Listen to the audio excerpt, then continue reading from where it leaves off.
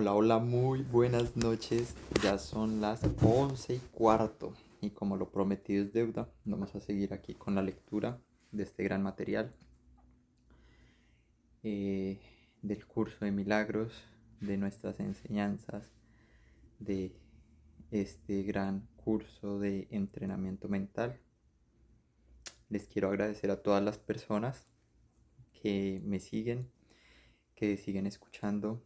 Si les parece que esta información es buena, que les sirve, que les ayuda, compartan si creen que les puede servir a otras personas, denle a la campanita, suscríbanse, síganme, infórmenle a otras personas si quieren, para que sigamos con este aprendizaje, para que aprendamos un poco más. Ayer fue 7 de diciembre, en nuestro país, en Colombia, se celebra el Día de las Velitas. Y nada, solo me queda dar gracias, infinitas gracias a Dios, al universo, a la vida, por todas las bendiciones que me da, por la familia tan maravillosa que me dio, por los amigos y personas conocidas que llegan a mi vida, que me aprecian, que aunque estemos un poco distantes, no hablemos todos los días, siempre están ahí para apoyar, para hablar y para y dar una voz de aliento y ser esos hermanos en este camino de retorno a Dios, de lograr todos nuestros objetivos y darnos cuenta que este cuerpo físico simplemente es un instrumento que nos enseña y nos ayuda, al cual le podemos enseñar y el cual nos ayuda a alcanzar todos los logros. Pero todo se crea acá, todo se proyecta acá en la mente, siempre está aquí. Un pensamiento crea un sentimiento y nos lleva a una acción. Entonces ahí vamos dándole. Vamos a continuar. Les había dicho que pues los capítulos se vuelven cada vez más largos. Todavía no se vuelven muy largos, pero no sé, algo dentro de mí me dijo como, bueno, vamos a hacer subcapítulos y voy a difundir la información día tras día. Ya no va a ser cada semana, sino voy a hacer lecturas de cada subcapítulo. Entonces aquí vamos a darle con toda. Esto está muy interesante, la verdad. Yo no puedo, la curiosidad me gana. Bueno, la curiosidad no, el volver a repetir todo esto que ya leí y que dejé un poco a un lado, pero que ahorita me motiva a volverlo a practicar. Entonces me adelanté un poco, ya voy como en el capítulo 6, pero vamos a seguir leyendo aquí porque me parece maravilloso. Entonces dice capítulo 3, la percepción inocente. Subcapítulo 1, expiación sin sacrificio. Hay otro punto que debe quedar perfectamente claro antes de que pueda desaparecer cualquier residuo de temor que aún esté asociado con los milagros. La crucifixión no estableció la expiación, fue la resurrección la que lo hizo. Son muchos los cristianos sinceros que aún no han entendido esto correctamente. Nadie que esté libre de la creencia en la escasez podría cometer tal equivocación. Si se examina la crucifixión desde el punto de vista invertido, parece como si Dios hubiese permitido e incluso fomentado el que a uno de sus hijos fuese permitido sufrir por ser bueno. Esta desafortunada interpretación, que surgió como resultado de la proyección, ha llevado a muchas personas a vivir sumamente atemorizadas de Dios. Tales conceptos antirreligiosos se infiltran en muchas religiones. El auténtico cristiano, sin embargo, debería hacer una pausa y preguntarse, ¿cómo iba a ser posible esto? ¿Cómo iba a ser posible que Dios mismo fuese capaz de albergar el tipo de pensamiento que sus propias palabras han señalado claramente que es indigno de su Hijo? La mejor defensa, como de costumbre, consiste en no atacar la posición del otro, sino más bien en proteger la verdad. No, no es muestra de la sensatez aceptar un concepto si para justificarlos tienes que invertir todo un marco de referencia. Este procedimiento es doloroso en su aplicación menor y verdaderamente trágico en una escala mayor. Con frecuencia, la persecución termina siendo un intento de justificar la terrible y errónea percepción de que Dios mismo persiguió a su Hijo en nombre de la salvación. Ni siquiera las palabras mismas tienen sentido. Superar esto ha sido sumamente difícil, pues si bien este error no es más difícil de corregir que cualquier otro, son muchos los que han estado dispuestos a abandonarlo en vista de su eminente valor como defensa. Un ejemplo menos dramático es el del padre que dice: esto me duele más a mí que a ti, pero se siente exonerado al darle una paliza a su hijo. ¿Crees que nuestro padre piensa realmente así? Es tan esencial eliminar cualquier pensamiento de este tipo que debemos asegurarnos de que nada semejante permanezca en tu mente. Yo no fui castigado porque tú fueras malo. La lección completamente benévola de la expiación se echa a perder si se mancilla con cualquiera de las formas en que esta clase de distorsión se manifiesta. La afirmación, mía es la venganza, dice el Señor, es una percepción falsa mediante la cual uno le atribuye a Dios su propio pasado malvado. El pasado malvado no tiene nada que ver con Dios. Él no lo creó ni tampoco lo sustenta. Dios no cree en el castigo. Su mente no crea de esta manera. Dios no tiene nada contra ti por razón de tus malas acciones. ¿Cómo sería posible entonces que me hubiese acusado a mí por ellas? Asegúrate de reconocer cuán absolutamente imposible es esta suposición y también de que procede eternamente de la proyección. Este tipo de error es responsable de una multitud de errores similares, incluyendo la creencia de que Dios rechazó a Adán y lo expulsó del jardín del Edén. Quizás por eso piensas a veces que no te estoy guiando bien. He tomado las máximas precauciones para usar palabras que sean casi imposibles de distorsionar, pero siempre es posible tergiversar los símbolos si así se desea. El sacrificio es una noción que Dios desconoce por completo. Procede únicamente del miedo, y los que tienen miedo pueden ser crueles. Cualquier forma de sacrificio es una violación de mi exhortación a que debes ser misericordioso tal como tu Padre en el cielo lo es. A muchos cristianos les ha resultado difícil darse cuenta de que esto les atañe a ellos. Los buenos maestros nunca aterrorizan a sus estudiantes. Aterrorizar es atacar, y como resultado de ello se produce un rechazo de lo que el maestro ofrece, malográndose así el aprendizaje. Se me ha llamado correctamente el Cordero de Dios que quita los pecados del mundo, mas quienes representan al Cordero manchado de la sangre no entienden el significado del símbolo. Si se entiende correctamente, es un símbolo muy simple que habla de mi inocencia. El león y el cordero, tendidos el uno al otro, simbolizan la fuerza y la inocencia que no están en conflicto, sino que coexisten naturalmente en paz. Bienaventurados los puros de corazón, porque ellos verán a Dios. Es otra forma de decir lo mismo. Una mente pura conoce la verdad y en eso radica su fuerza. No confunde la destrucción con la inocencia, porque asocia la inocencia con la fuerza y no con la debilidad. La inocencia es incapaz de sacrificar nada porque la mente inocente dispone de todo y solo se esfuerza por proteger su plenitud. No puede proyectar, tan solo puede honrar a otras mentes porque honrar a otros es el saludo natural de los bienaventurados amados hacia los que son como ellos. El Cordero quita los pecados del mundo, en el sentido de que el estado de inocencia o gracia es uno en el que significa la expiación, que es perfectamente obvio. La expiación carece por completo de ambigüedad. Es perfectamente inequívoca porque existe en la luz. Únicamente los intentos de ocultarla en las tinieblas han hecho que sea inaccesible para aquellos que eligen no ver. La expiación de por sí solo irradia verdad. Es por lo tanto el epítome de la mansedumbre y derrama únicamente bendiciones. No podría hacer eso si procediese de cualquier otra fuente que no fuera la perfecta inocencia. La inocencia es sabiduría porque no tiene conciencia del mal, y el mal no existe. No obstante, es perfectamente consciente de todo lo que es verdad. La resurrección demostró que nada puede destruir a la verdad. El bien puede resistir cualquier clase de mal, al igual que la luz disipa cualquier clase de obscuridad. La expiación es, por lo tanto, la lección perfecta. Es la demostración concluyente de que todas las demás lecciones que enseñé son ciertas.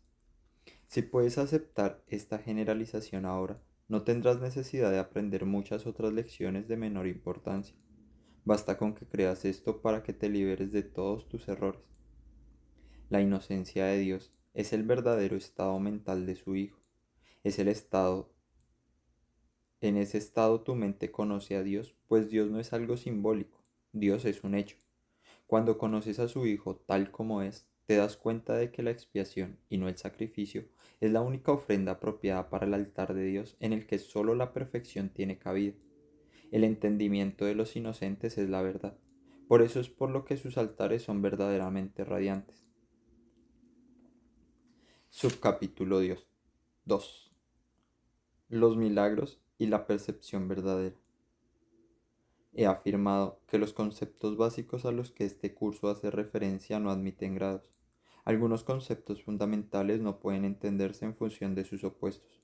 Es imposible concebir la luz y la oscuridad o todo y nada como posibilidades compatibles. Estos conceptos son completamente verdaderos o completamente falsos. Es esencial que te des cuenta de que tu pensamiento seguirá siendo errático hasta que te comprometas firmemente con la luz o con la oscuridad. No obstante, un compromiso firme con la oscuridad o con la nada es imposible. No hay nadie que haya vivido que no haya experimentado alguna luz o alguna cosa. Nadie es capaz, pues, de negar completamente la verdad, aunque piense que puede. La inocencia no es un atributo parcial, no es real hasta que es total. Los que son parcialmente inocentes a veces tienden a actuar de manera insensata. Su inocencia no pasa a ser sabiduría mientras no se convierta en un punto de vista de aplicación universal. La percepción verdadera o percepción inocente significa que nunca percibes falsamente o que siempre ves correctamente. Dicho de una manera más llana, significa que nunca ves lo que no existe, pero siempre ves lo que sí existe. Cuando no tienes confianza en lo que alguien va a hacer, estás dando testimonio de tu creencia en que esa persona no está en una mente recta. Difícilmente puede ser ese un marco de referencia basado en el milagro. Esa falta de confianza produce asimismo el efecto desastroso de negar el poder del milagro. El milagro percibe tal como es. Si lo único que existe es la verdad, lo único que la mentalidad recta puede ver es perfección. He dicho que solo lo que Dios crea o lo que tú creas con la misma voluntad existe realmente. Eso es pues lo único que los inocentes pueden ver. Los inocentes no sufren de una percepción distorsionada. Tienes miedo de la voluntad de Dios porque has usado tu mente, que Él creó a semejanza de la suya, para crear falsamente. La mente solo puede crear falsamente cuando cree que no es libre. Una mente aprisionada no es libre porque está poseída o refrenada por sí misma.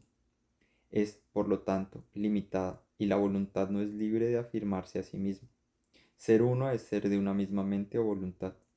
Cuando la voluntad de la filiación y la del Padre son unas, la perfecta armonía entre ellas es el cielo. Nada puede prevalecer contra un Hijo de Dios que encomienda el Espíritu en manos de su Padre. Al hacer esto, la mente despierta de su sueño y recuerda a su Creador. Toda sensación de separación desaparece. El Hijo de Dios es parte de la Santísima Trinidad, pero la Trinidad en sí es uno. No hay confusión entre sus niveles, porque estos son de una mente única y de una sola voluntad. Este propósito único crea perfecta integración y establece la paz de Dios, pero esta visión solo la puede percibir los verdaderamente inocentes, y quienes, al ser puros de corazón, defienden la percepción verdadera en vez de defenderse de ella, puesto que entienden que la lección de la expiación no tiene el deseo de atacar y por lo tanto pueden ver correctamente.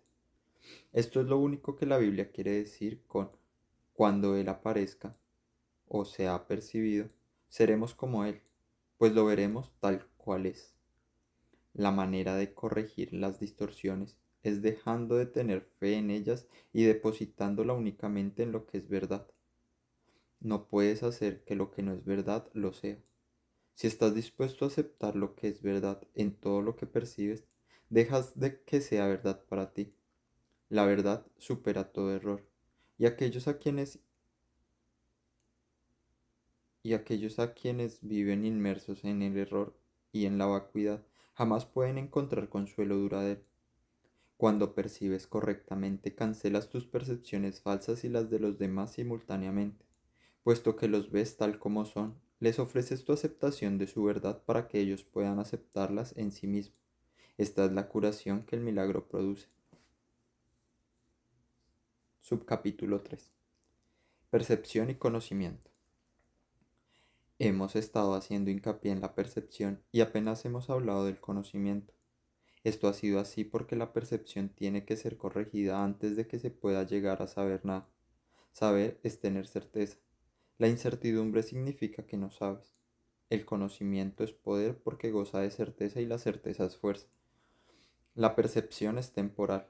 Al ser un atributo de la creencia en el espacio y en el tiempo, es susceptible a producir miedo o amor. Las percepciones falsas producen miedo y las verdaderas fomentan el amor, mas ninguna de ellas brindan certeza porque toda percepción es sujeta a cambios. Todo eso es por lo que la percepción no es conocimiento. La percepción verdadera es la base del conocimiento, pero goza de conocimiento es la afirmación de la verdad y esto se encuentra allende cualquier percepción. Todas tus dificultades proceden del hecho de que no te reconoces a ti mismo ni reconoces a tu hermano ni reconoces a Dios. Reconocer significa conocer de nuevo. Implica que antes gozabas de un conocimiento. Puedes ver de muchas maneras debido a que las percepciones entrañan interpretación, y eso quiere decir que no es íntegra ni consistente. El milagro, al ser de una manera de percibir, no es conocimiento, es la respuesta correcta a una pregunta, mas cuando sabes no preguntas. El primer paso en el proceso de deshacer lo ilusorio es cuestionar su realidad. El milagro, la respuesta correcta, lo corrige. Dado que las percepciones cambian, su dependencia del tiempo es obvia. La forma en que percibes en cualquier momento dado determina tu comportamiento y las acciones solo pueden tener lugar en el tiempo. El conocimiento es intemporal porque la certeza es algo incuestionable. Cuando sabes dejas de hacer preguntas. La mente que cuestiona se percibe a sí misma en el tiempo y por lo tanto busca respuestas para el futuro. Y la mente no receptiva cree que el futuro va a ser igual que el presente. Eso da lugar a un estado de aparente estabilidad que es normalmente un intento de contrarrestar el miedo subyacente de que el futuro va a ser peor que el presente. Ese miedo coarta eternamente la tendencia a cuestionar. La verdadera visión es la percepción natural de la visión espiritual, pero es todavía una corrección en vez de un hecho. La visión espiritual es simbólica, por lo tanto no es un instrumento de conocimiento. Es, no obstante, un medio de percepción correcta, lo cual lo sitúa dentro del propio ámbito del milagro. Una visión de Dios sería un milagro más que una revelación. El hecho en sí de que la percepción está involucrada demuestra que la experiencia no pertenece en la esfera del conocimiento. De ahí que las visiones, por muy sensatas que sean, son efímeras. La Biblia te exhorta a que te conozcas a ti mismo, o lo que es igual, que tengas la certeza. La certeza es siempre algo propio de Dios. Cuando amas a alguien lo has percibido tal como es y esto te permite conocerlo. Hasta que no lo percibas primero tal como es, no podrás conocer. Mientras sigas cuestionando lo que Él es, estarás indicando claramente que no conoces a Dios. La certeza no requiere acción. Cuando dices que estás actuando basándote en tu conocimiento, estás confundiendo el conocimiento con la percepción. El conocimiento provee la fuerza para el pensamiento creador, no para la acción recta. La percepción, el milagro y la acción están estrechamente vinculados. El conocimiento es el resultado de la revelación y genera solo pensamiento. La percepción aún es una forma más espiritualizada, incluye el cuerpo. El conocimiento procede del altar interno y es intemporal porque goza de certeza. No es lo mismo percibir la verdad que conocerla. Una percepción correcta es necesaria antes de que Dios pueda comunicarse directamente con sus altares, los cuales Él estableció en sus hijos. en dichos altares en donde Él puede comunicarse con certeza y su conocimiento inevitablemente brindará paz. Dios no es un extraño para sus hijos ni sus hijos son extraños entre sí. El conocimiento procedió tanto de la percepción como al tiempo y finalmente los reemplazará. Ese es el verdadero significado del alfa y el omega, el principio y el fin, y del antes de Abraham, de que Abraham naciese era yo. La percepción puede y debe ser estabilizada, pero el conocimiento ya es estable. Teme a Dios y observa sus mandamientos. Pasa a ser, conoce a Dios y acepta su certeza. Si atacas el error que ves en otro, te harás daño a ti mismo. No puedes conocer a tu hermano si lo atacas. Los ataques siempre se lanzan contra ellos, contra extraños. Al percibir falsamente a tu hermano, lo conviertes en un extraño y por lo tanto no puedes conocerlo. Y al haberlo convertido en un extraño le tienes miedo. Percíbelo correctamente para que lo puedas conocer. En la creación de Dios no hay extraños. Para poder crear como Él creó, tan solo puedes crear lo que conoces y lo que por ende aceptas como tuyo. Dios conoce a sus hijos como absoluta certeza. Los creó conociéndolos. Los reconoce perfectamente. Cuando ellos no se reconocen entre sí, no lo reconocen a Él. Bueno, mi gente, y hasta ahí llegamos. Porque como dije iba a ser un capítulo, pero esto se pone muy interesante, muy emocionante. A mí me gusta por lo menos. Entro más, en mi cabeza empieza a hacer una evolución. Empieza a analizar todo lo que ha sido mi vida, cómo me he comportado con las personas, cómo me he comportado conmigo mismo. Me lleva a querer ser otro ser, de verdad, a cambiar, a en verdad llevar una mente más recta.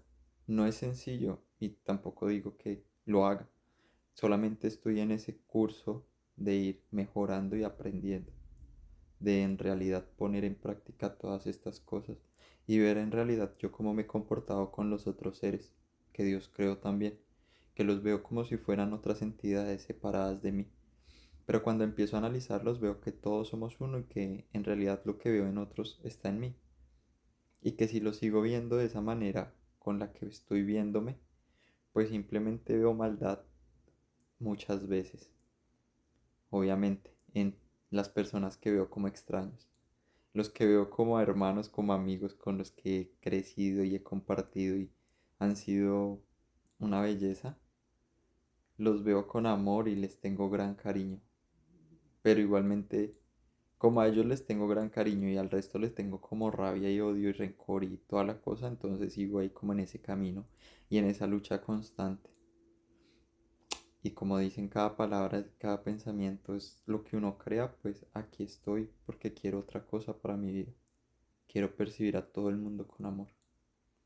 Simplemente te agradezco a ti por escucharme, por seguirme, por compartir si crees que esto es importante, si crees que te está sirviendo para tu vida, si crees que pronto te va a poder servir. Eh, Simplemente hagamos la práctica, no creamos nada de lo que vemos ni oímos, simplemente practiquemos y hagámoslo cierto para nosotros, porque donde nosotros ponemos nuestra atención es donde ponemos toda la energía y pues en realidad somos solo energía. Les agradezco. Nuevamente compartan, divulguen esto. Si digamos quieren más, compren el libro, se llama Un Curso de Milagros, es de la Fundación para la Paz Interior. Léanlo, practíquenlo, háganlo ustedes a su manera. No tienen que hacerlo como yo lo simplemente lo estoy haciendo porque a mí me parece muy lindo esto y quiero compartirlo con todas las personas que más pueda, a todos los que pueda llegar. Entonces, gracias. Dios los bendice, linda noche. Gracias por todo, gracias a Dios, gracias en verdad porque soy muy bendecido y, y no me he dado cuenta muchas veces y siempre reniego y quiero algo más o algo mejor sin darme cuenta todo lo hermoso que hay en mí, todo lo que me rodea. Infinitas gracias. En verdad, espero Dios nos siga cubriendo con todo su amor infinito y nos dé la luz y nos dé la sabiduría y nos dé el conocimiento para abrir nuestros ojos espirituales y ver lo que Él nos quiere mostrar realmente. Gracias. Recuerden, las religiones a veces tergiversan las cosas. Ellos saben mucho, pero no los juzguemos. Solo yo no voy con las religiones. Hasta una próxima vez. Bye bye. Gracias.